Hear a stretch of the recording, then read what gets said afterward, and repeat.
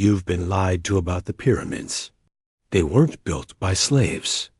And the truth has been hidden for centuries. What if I told you that deep beneath the sand, beneath even the foundations, lies something far older than Egypt itself? Something not written in any textbook. And every time someone gets too close to uncovering it, they disappear. I was never supposed to see the map. It came to me in a sealed envelope. No return address. Postmarked from Cairo. The paper was yellowed, brittle, and clearly old.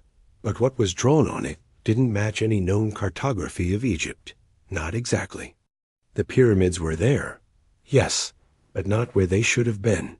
Instead, the map showed a fourth pyramid, south of the Great Pyramid of Khufu, and deeper, not above the sand, but beneath it. The only marking was a single word, scrawled in ancient Greek beneath the location. Kappa Epsilon Kappa Rho Upsilon Mu Mu Y Nu Omicron, Nu. The hidden one. I'm a field researcher and translator of ancient languages. I've worked with museums, private collectors, and yes, more than a few questionable clients. But I had never seen anything like this. At first, I assumed it was a hoax. Until I noticed something that froze the breath in my lungs. The parchment. Included handwritten annotations in my mentor's handwriting, Dr. Rafik Shadid. The same man who had vanished 5 years ago during a dig near Saqqara, declared dead. No remains ever found, and next to his initials, scribbled in the margins.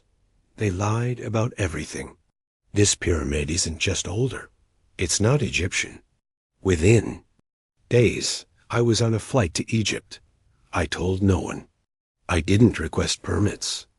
I brought only what I could carry: satellite images, desert survival gear, and a single goal: to find the hidden structure before anyone else did.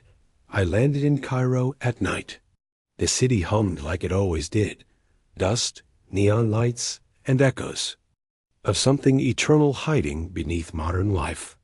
I rented a jeep, drove past Pisa under the cover of darkness, and followed the map's twisted coordinates. I stopped when my GPS died, as if the desert itself didn't want me going any farther.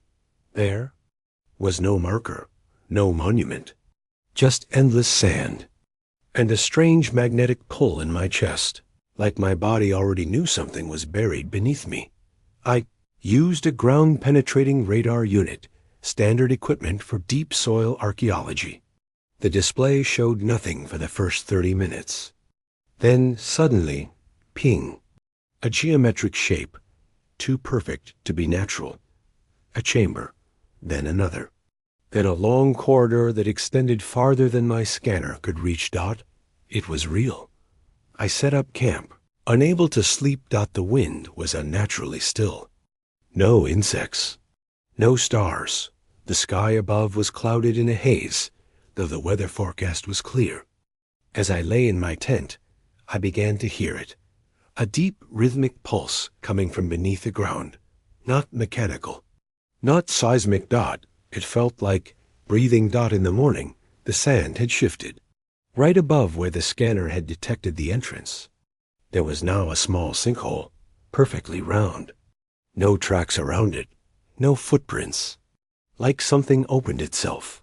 I rappelled down. What I found was not Egyptian stonework. No hieroglyphs. No familiar architecture. The walls were smooth, almost metallic. The air was still, yet I could breathe with ease, as if something down there knew I was coming. I turned a corner and found an antechamber. On its center, a slab, not a sarcophagus, not an altar, a console. I approached it. Symbols lit up. Not hieroglyphs, not Greek, something older, something alien. And then the console reacted. A sound low, harmonic, deep in my bones. And a voice in my head that didn't belong to me. You have seen what was not meant for your kind. My legs gave out. When I came to, I was back at the surface. The hole had sealed itself. My gear was gone. My radar, my notes, everything. All that remained was the map, now burned at the edges as if it had survived a fire that never happened. But the voice, I still hear it when I'm alone, and I know now the pyramids are only the surface. What lies beneath rewrites everything we believe about history and humanity. Back in Cairo, I tried to report what I'd found. I visited a former colleague at the university, Dr. Zeynab Halil, a geophysicist and one of the few people I trusted. When I told her about the sinkhole, the underground structure, and the voice, she didn't laugh, Dot.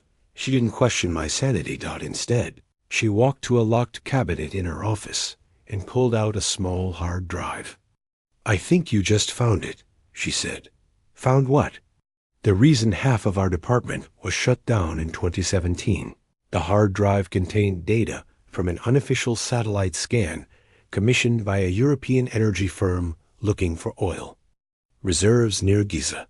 What they found instead was a perfect rectangular void, more than 400 meters beneath the plateau, too deep to be a natural cave and too symmetrical to be ignored. When the results reached Egyptian officials, the survey was seized. The company was fined. The local team was disbanded. But one of the junior analysts had quietly copied the data and gave it to Zeynab. "Whatever is down there," she whispered. "They've been hiding it longer than any of us have been alive." We compared her coordinates with my map. Perfect alignment, Dot. Then she showed me something else. A fragment of obsidian, recovered from a nearby illegal dig and sent anonymously to the university. What made it remarkable wasn't just the smooth finish. It was that the stone wasn't volcanic. It didn't match any known geological origin on Earth. Dot, she had kept it hidden for years. And now she slid it across the table to me. "Look at the etching," she said. Barely visible in the black surface was a pattern, identical to the symbols I'd seen on the console below the sand. But that's when things went wrong. Within hours, Zeynab received a visit. Men in black. Vehicles, no uniforms. No names. Her lab was temporarily closed for maintenance. She was told her clearance was under review, and by midnight I was receiving anonymous text messages. "Stop digging. You were not cleared. The vault does not concern surface historians." Vault? That was the first time I heard the term. Not pyramid, not chamber. Vault. I went into hiding. For 3 days, I stayed in a small apartment in Mbaba, trying to piece together what I'd found. But the more I searched, the more I realized how deep the cover-up ran. Entire excavation records gone. GPS data from my equipment wiped. Articles about pyramid acoustics, magnetic anomalies, even ancient electrical theories scrubbed or labeled as pseudoscience. The official line was always the same. The pyramids were tombs, built by slaves. Their alignment is coincidence. Their secrets already solved. But then I got an email. No sender. No subject. Just one attachment. A photograph. Low-resolution. Dusty, but unmistakable. It showed Dr. Rafik Shadid, my missing mentor, alive, standing in what looked like an underground corridor lined with strange black stone. And beside him, a door, massive, circular, covered in the same glowing etchings I had seen. Below the image, a message. He opened it. Then they took him. I had to go back, but this time not alone. Before disappearing again, Zeynab gave me coordinates to a private site, one run by a rogue collective of underground researchers. A place where archaeologists who'd been silenced, blacklisted, or discredited gathered to share Forbidden's findings. We met in a warehouse near Luxor. Inside, maps, classified satellite photos, even stolen artifacts, all pointing to the same conclusion. There was a structure beneath Giza, older than any civilization. It had been sealed. And now, something inside was responding. One of the researchers, A next NASA signal analyst named Emilio showed me a recording, not video, but sound, picked up from seismic sensors buried near the site that it played on loop. A harmonic tone. Low. Constant dot, not wind. Not tectonic shift. Something alive. I knew then that I hadn't heard the last of the voice, hadn't even heard the beginning dot, because beneath the oldest pyramid on Earth was something buried before. Egypt was born, and it was waking up. We left at night. The group was small, just 4 of us. Myself, Zainab, Emilio, and a former military engineer named Barakat, who had once helped install underground sensors around Luxor's temples. He carried no ID, didn't ask questions, and had eyes that rarely blinked. We drove in silence under a moonless sky, away from Cairo and toward the coordinates I had first found on the map. The location was remote, shielded by dunes, and carefully chosen for its invisibility.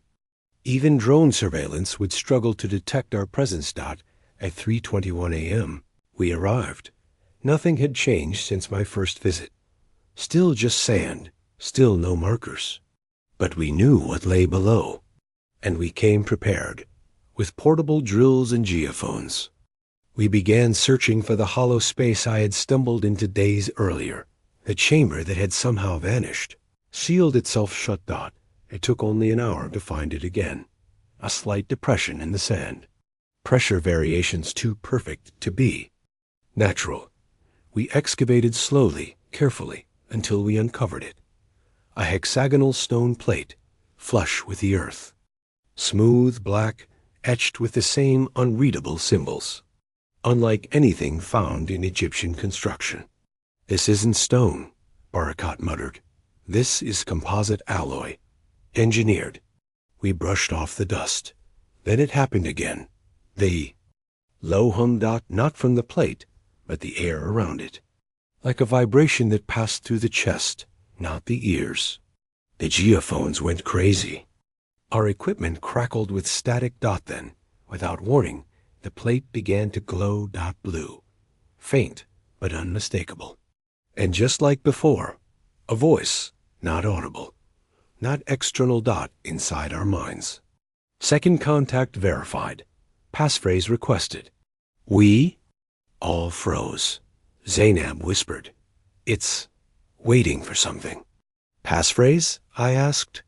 How would we even? Then I remembered the map. The word in Greek, Kekramenen, the hidden one. I stepped forward and spoke the word aloud. The plate. RESPONDEDA. Hiss of pressurized air escaped beneath our feet, and the hexagon began to split open, not like a door, but like a mechanical iris, retracting itself in a spiral of precise movement. Inside, a staircase, descending into complete darkness. We climbed down. At least 100 feet. No torches needed.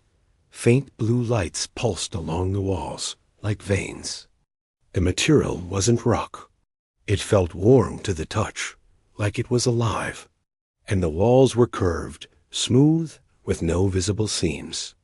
It was like walking inside the shell of some ancient machine. At the base of the stairs, we found it. The door. Circular. 12 feet wide, covered in markings. And at its center, a hand-shaped panel. Barakat stepped forward and placed his hand on it. The door didn't open. Instead, it spoke again. But this time, it wasn't in our heads. D in a mismatch. Human. Key rejected. Genetic profile not aligned. Awaiting valid code holder. Emilio stepped forward with a scanner. "This thing is reading genomes," he said in disbelief. "This chamber is built to recognize species, and it knows we're not, whoever made it." "So who is the key holder?" Zainab asked. Then I remembered the photo. Dr. Rafik, standing here. In front of this door. He had opened it. But how?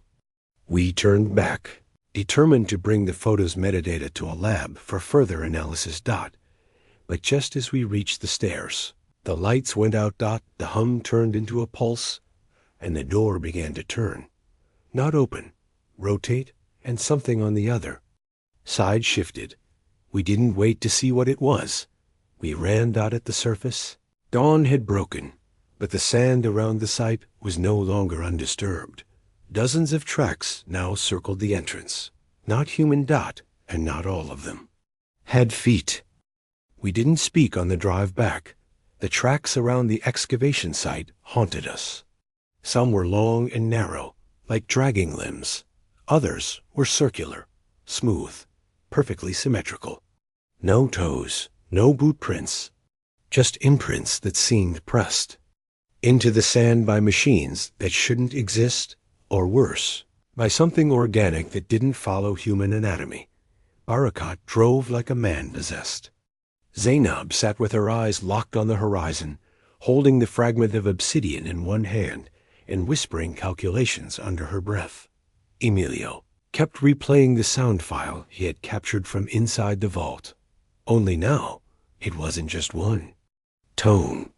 The hum had developed structure, intervals, rhythm, as if the vault was trying to speak through music, and it was evolving. Back at the safe house, we scrambled to analyze the metadata from the photo of Dr. Rafik. Zainab ran it through her software, and suddenly we had a breakthrough. EXIF anomaly detected. The photo had been taken from inside a system, not a camera. Embedded in the data was a string of symbols. ASCII, but broken. After hours of decoding, we uncovered a phrase. We were here when you were not. We watched as you were shaped. The vault remembers.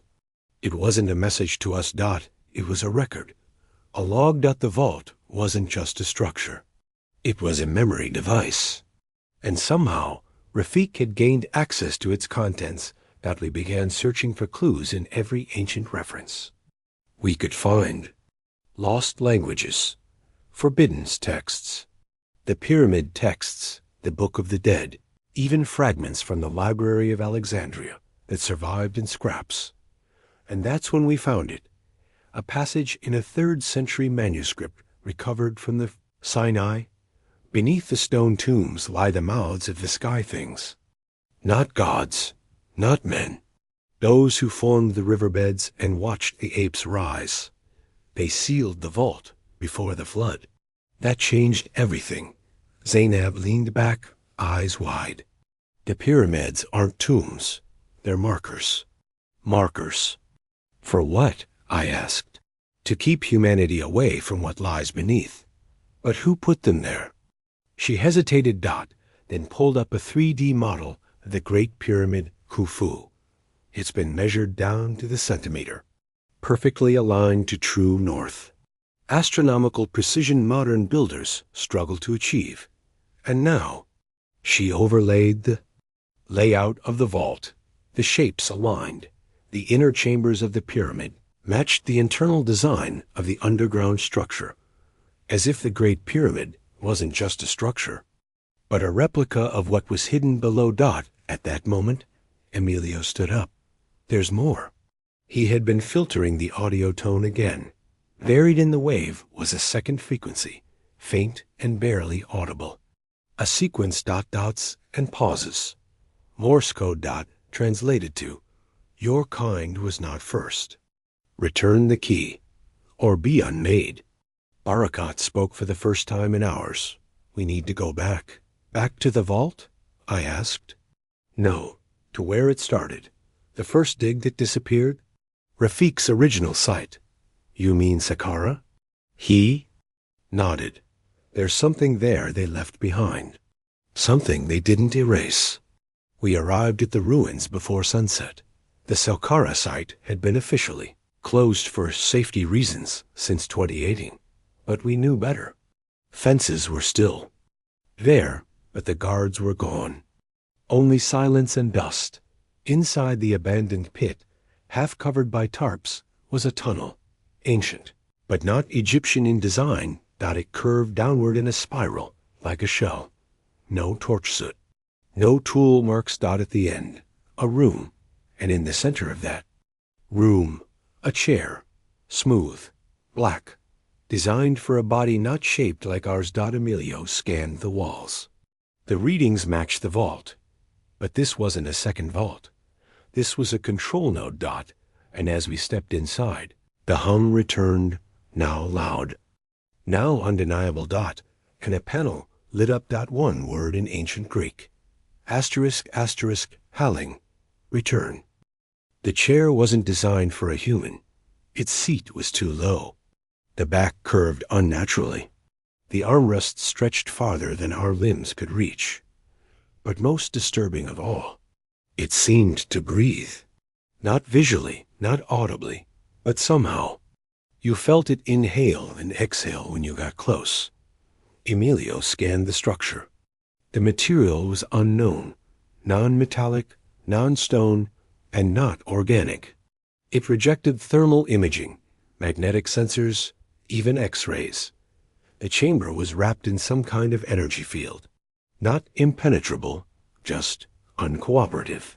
Like it chose when and what to reveal. On the wall beside the chair, a glyph pulsed slowly. It was the same symbol I'd seen at the vault entrance.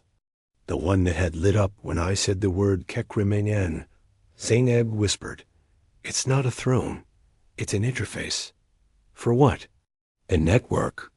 Emilio was syncing frequencies between the vault and this chamber when the signal hit its peak. The lights dimmed.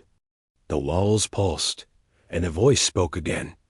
Not in our minds this time, not in sound waves. It spoke through light, a vibration encoded in the glyphs themselves. Barakat used a handheld visualizer to translate the pulse. The result was chilling. The key was removed. Time was disturbed. Return the key or be rewritten. We didn't understand what the key was until Zainab stared at the obsidian shard in her hand. It had glowed before, briefly, but now, as the rune responded, it shone steadily, casting a pale violet light that painted strange shadows across the curved walls. It was never a fragment, she said. It was the interface seed. The key. She stepped forward and placed it into a notch in the wall. One. We hadn't even noticed until the light revealed it. The chamber reacted instantly. The chairs. Surface rippled like water. The tone returned. Loud, harmonic, vast. And the room began to project something in the air above us. Call on stars. But not the current sky. A different alignment. A map of constellations that hadn't matched Earth's view for over 12,000 years. And then came the images. Not memories. Not holograms. Records. Massive black structures rising from ocean floors. Circular chambers beneath Greenland's ice. A pyramid twice the size of Giza, hidden beneath the sands of western China, erased from every satellite. Image.